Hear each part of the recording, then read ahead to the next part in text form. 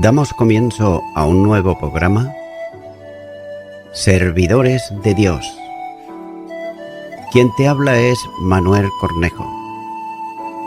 Estaré compartiendo la palabra de Dios y lo haré de una manera expositiva, versículo a versículo.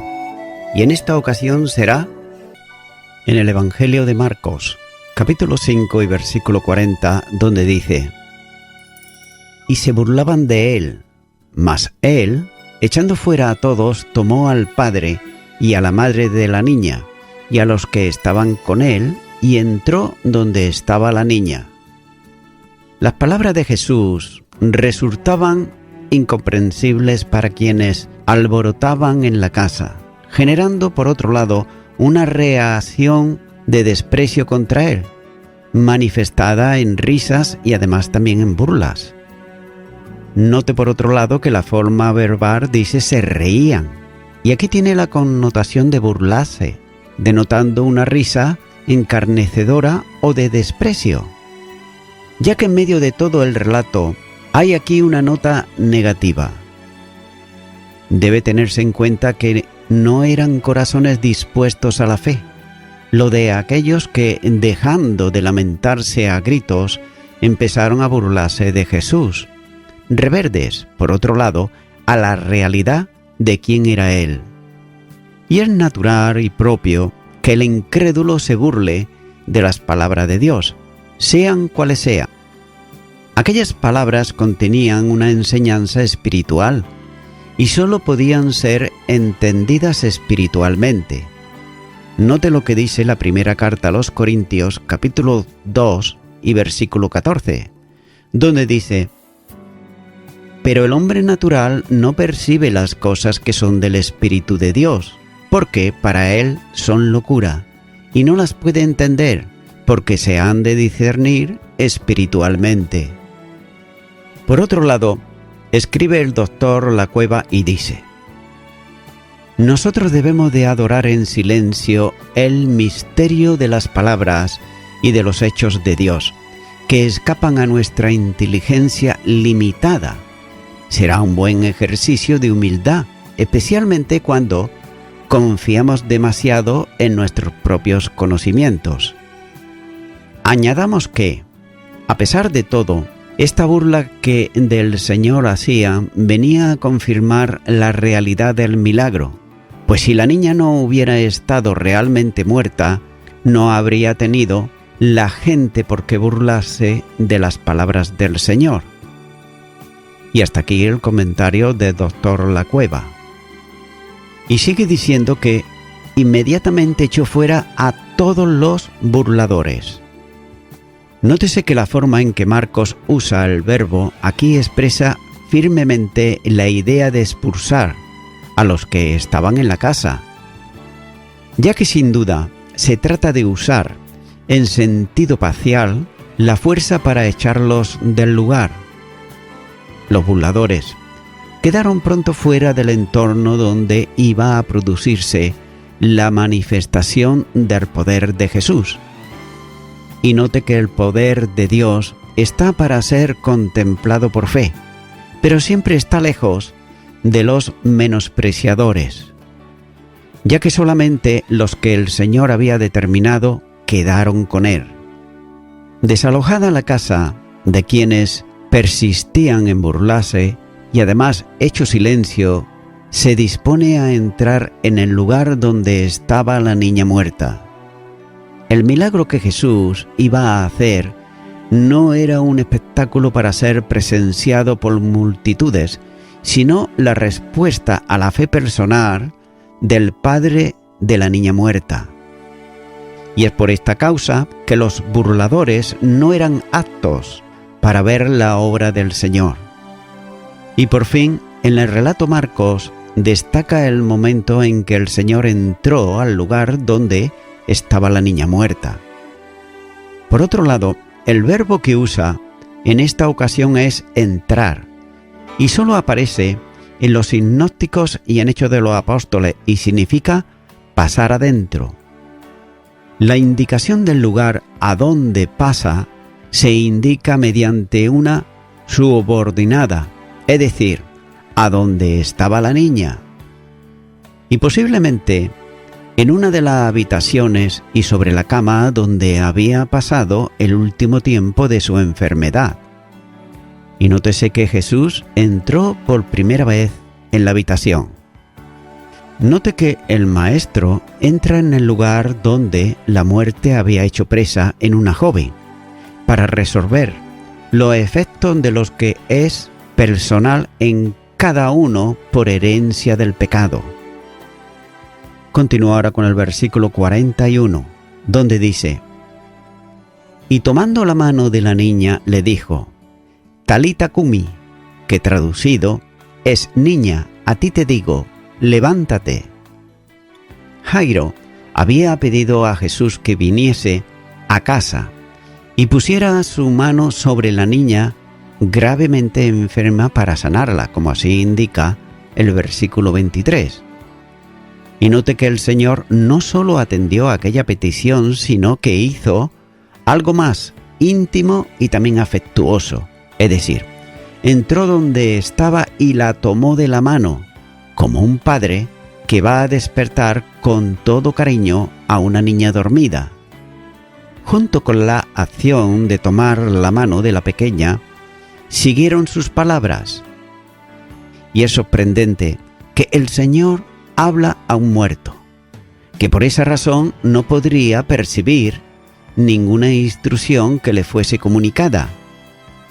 Es por eso que no era algo sencillo, ya que son las palabras de autoridad con las que llama a la muerta, para que recobre la vida.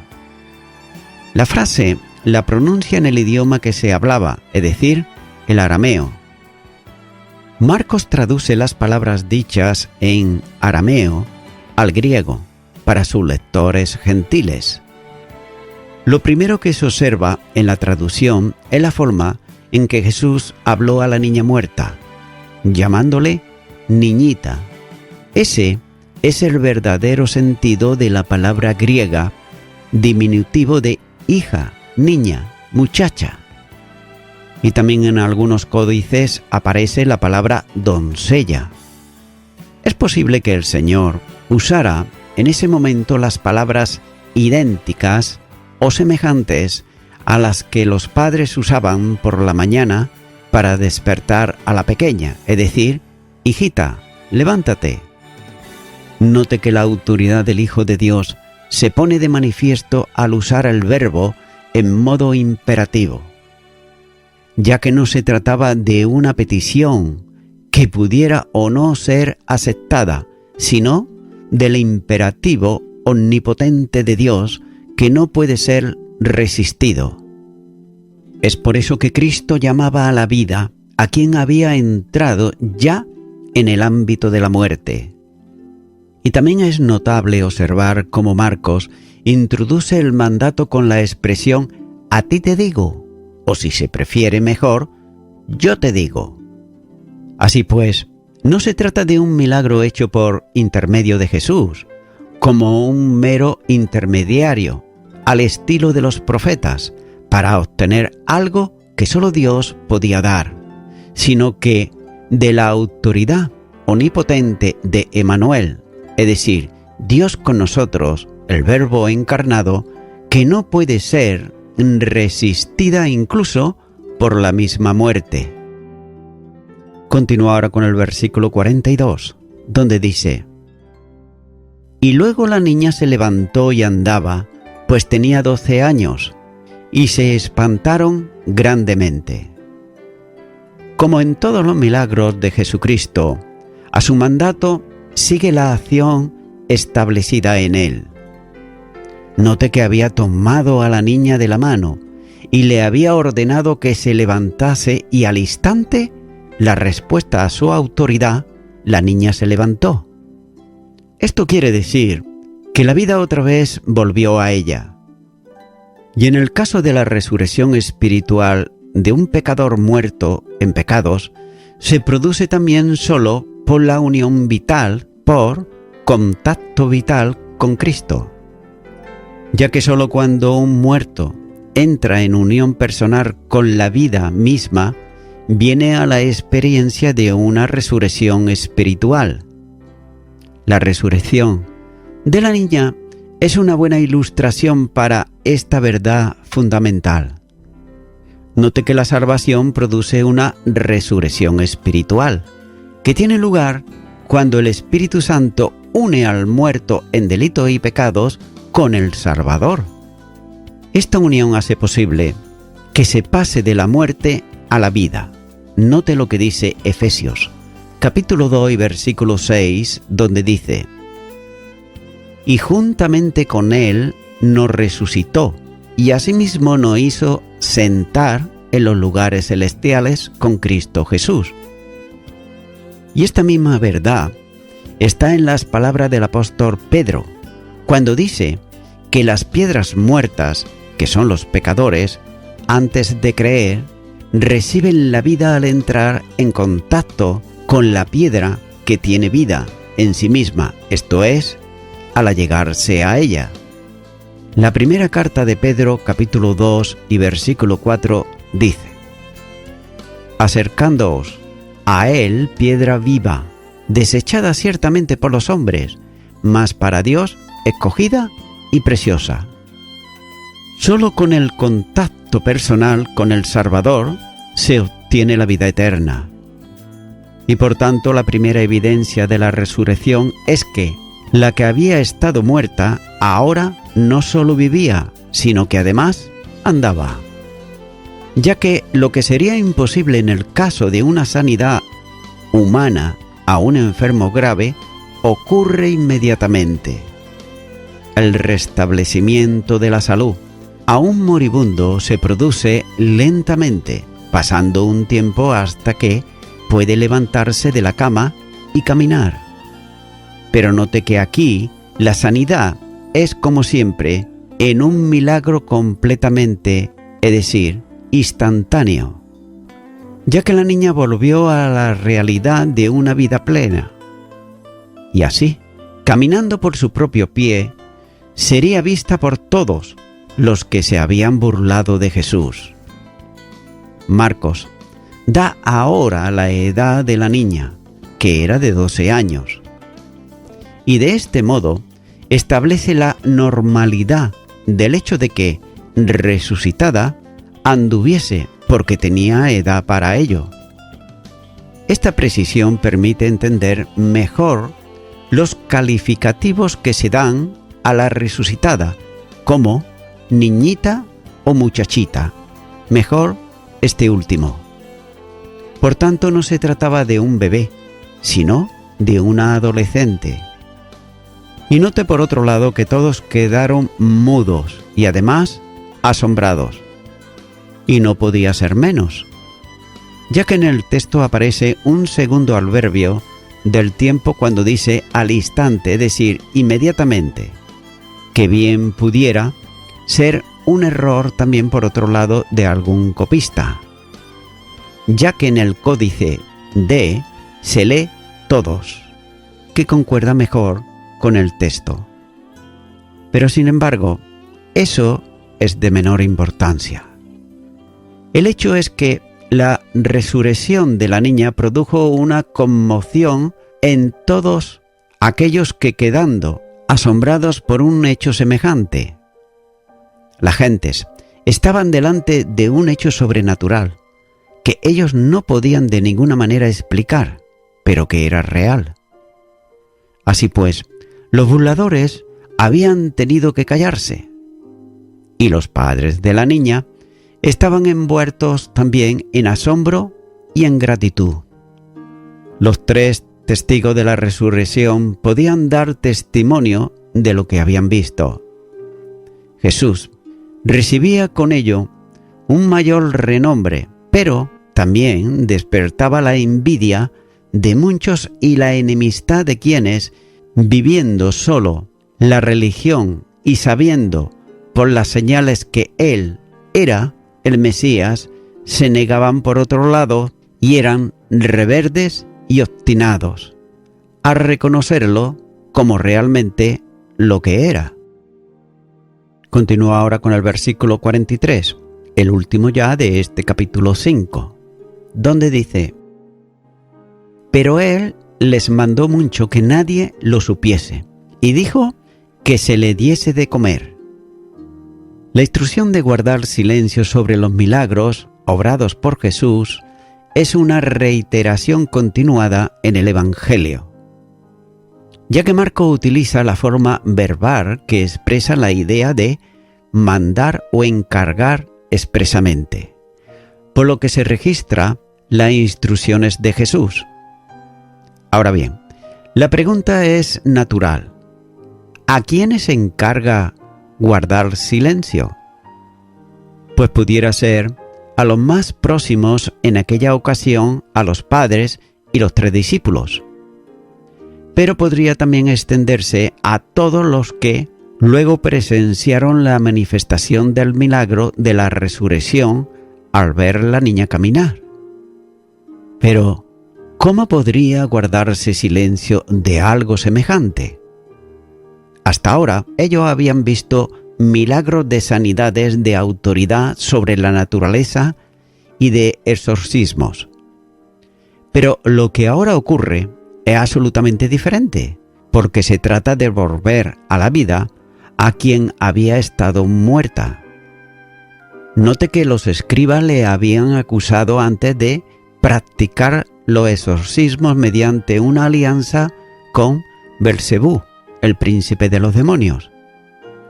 Sin embargo, ahora todo ello quedaba anulado y la mentira se manifestaba a la luz, puesto que los demonios no tienen poder sobre la muerte para dar vida, ya que el único autor de la vida es Dios.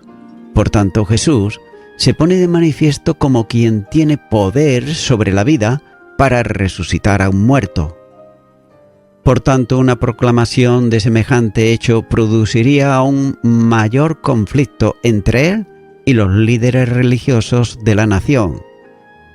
Pero por otro lado, la gente estaba dispuesta, por lo menos un gran número, para hacerlo rey, y por tanto Jesús manda expresamente que no se divulgue el hecho. La resurrección de un muerto podía hacer explotar las expectativas mesiánicas, mientras que en el entorno mayoritariamente gentil no prohíbe, sino que ordena contar el milagro realizado, como ocurrió, por ejemplo, con el endemoniado, en el versículo 19 y 20. Pero aquí note que manda guardar silencio. También antes mandó a la hemorrisa manifestarse ante todos, pero el caso era diferente, ya que ella había sido sanada por el ejercicio personal de la fe. Pero aquí, sin embargo, se trata de la resurrección de un muerto por la admirable omnipotencia de Jesús. Es por eso que el milagro no podía ocultarse, ni la gente estaba dispuesta a guardar silencio. Pero con esta advertencia Jesús ponía de manifiesto que no buscaba su gloria personal. También pudiera ser que algunos hablasen de ese hecho como el que había ocurrido, por ejemplo, antes por la intervención de un profeta. Como señala en el Antiguo Testamento, en el segundo libro de Reyes, capítulo 4, y los versículos 33 y 34, dice: Entrando él, entonces cerró la puerta tras ambos y oró a Jehová.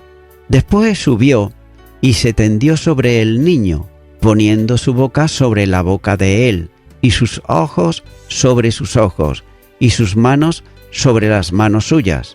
Así se tendió sobre él, y el cuerpo del niño entró en calor. Sin embargo, note que la gran diferencia estaba en que Jesús no oró pidiendo a Dios la resurrección, sino que operó el milagro desde su propia autoridad personal. Para eso estaban aquellos 3 testigos que podían dar testimonio unido de la forma como se había obrado el milagro de la resurrección de la niña muerta. Había un testigo irrefutable. Primero, el testimonio de la muerte, dado por muchas personas. Después, el del hecho de la resurrección, atestiguado por un número suficiente conforme a la ley. Y en tercer lugar, la evidencia pública del hecho de una niña que, habiendo estado muerta, ahora caminaba nuevamente en pleno disfrute de salud. El Señor había mandado que no se divulgase el hecho, pero no podía detenerse la noticia que corría, sin duda, por todos los lugares y se propagaba. Por otro lado, según dice Mateo, en Mateo capítulo 9, versículo 26, dice: se difundió la fama de esto por toda aquella tierra. Por tanto, no había lugar donde no se comentase la resurrección de la niña del principal de la sinagoga. Y como consecuencia de ello, la fama de Jesús se extendía cada vez más. Así pues, no he de extrañarse que los líderes religiosos y políticos de la nación estuvieran seriamente preocupados por eso.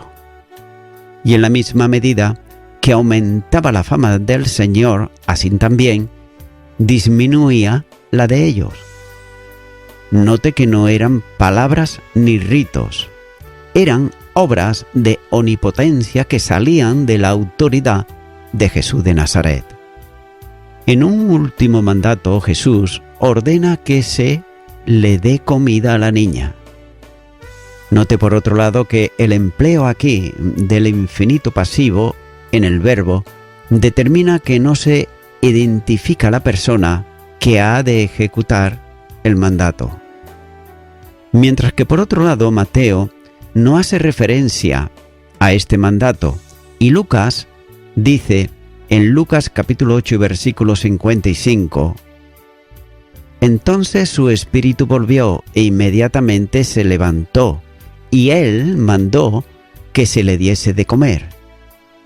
Lucas, como médico, sabía de la necesidad de mantener una vida sana comiendo lo necesario, de modo que lo que la pequeña necesitaba era que se le alimentase. Pero no significa esto que la resurrección se produjo en un estado de debilidad. Todo lo contrario, la plenitud de vida se manifestaba en que podía caminar como antes, pero sin embargo era necesario que la niña comiese. Note también que nunca un milagro necesitó un complemento para que fuese eficaz, ya que los cojos recibían plena sanidad, los leprosos completa limpieza, los mudos hablaban, los muertos volvían a la vida plenamente. Y esto contrasta abiertamente con algunos de los llamados milagros modernos, en donde se necesita para que funcione un recurso de los hombres, como ocurre a modo de ejemplo con las pretendidas sanidades de piezas dentales que son empastadas. Y nótese esto y téngase muy en cuenta, y es que Dios nunca remienda un miembro del cuerpo. Dios da sanidad completa y restaura absolutamente. Jesús no solo sana, sino que se ocupa como buen pastor de las necesidades generales de la criatura. Aquel que devuelve la vida también atiende a impedir los efectos del hambre.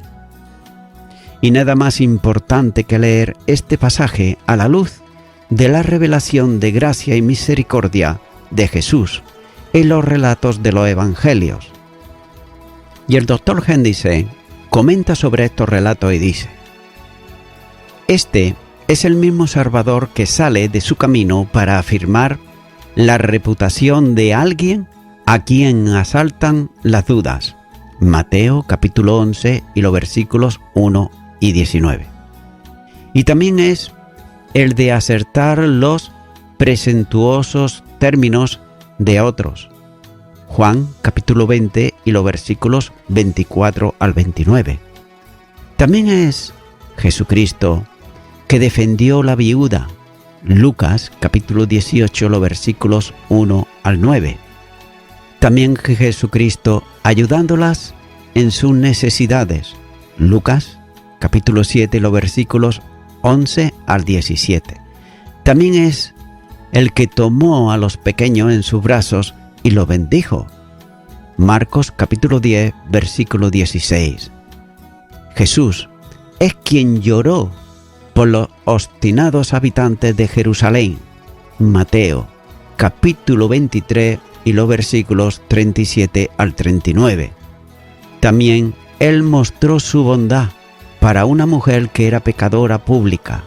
Lucas capítulo 7 y los versículos 36 al 50.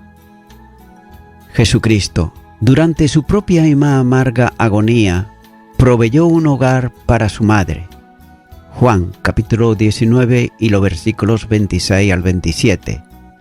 También el Señor Jesús proveyó la entrada al paraíso para un ladrón arrepentido. Lucas capítulo 23 y versículo 43. Y además, perdón para sus torturadores. Lucas capítulo 23, versículo 34. Y aún después de su resurrección, es el mismo Salvador de profunda ternura, admírese todos de su proceder para con los hombres, que tan recientemente había regenerado de él, como señala Marcos capítulo 16, versículo 7 y Juan capítulo 21, versículos 15 al 17. Y hasta aquí el comentario del Dr. Hendice. Y voy concluyendo con esto. Estimado y estimada oyente, esto que acabo de mencionar y que se encuentra en la palabra de Dios, la Biblia, nos muestra que Jesús, aun siendo hombre, era el Verbo de Dios encarnado. Es decir, Jesús es Dios hecho hombre y como tal, Él, Jesucristo, se compadece del ser humano que viene en arrepentimiento a Él creyendo en quién es Él y también en su obra de redención. Por tanto, amigo y amiga oyente, si tú crees en esto que acabo de decir, tan solo te queda aceptarle a Jesucristo en tu corazón. De manera que te invito a que ores conmigo y repitas esta oración de fe que yo voy a hacer. Si nunca antes la has hecho, repite y di: Señor Jesús, reconozco que tú eres el Verbo de Dios encarnado, que tú viniste a la tierra a dar tu vida en sacrificio vivo a favor del pecador arrepentido. Yo soy una persona pecadora, pero que ahora me arrepiento de todo el mal que he hecho, y te pido perdón por todo ello, y te acepto en este momento como mi único y suficiente Salvador, en el nombre de Jesús. Amén. Amigo y amiga oyente, si tú has hecho esta oración de corazón, te recomiendo que comiences a orar a Dios, en primer lugar, en el nombre del Señor Jesucristo. Orar a Dios no es rezar, sino que es hablar con una persona. También te recomiendo que leas la palabra de Dios y lo hagas a diario. Comienza, por ejemplo, con el Nuevo Testamento.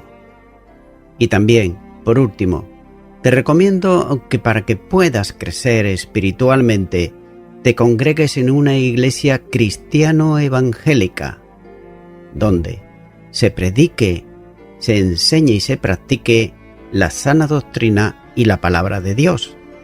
Congrégate ahí y con el tiempo podrás crecer espiritualmente y también servir al Señor Jesucristo. Que Dios te bendiga. Y a toda la audiencia, nuevamente ya me estoy despidiendo de todos ustedes y será hasta el próximo programa. Que Dios os bendiga a todos.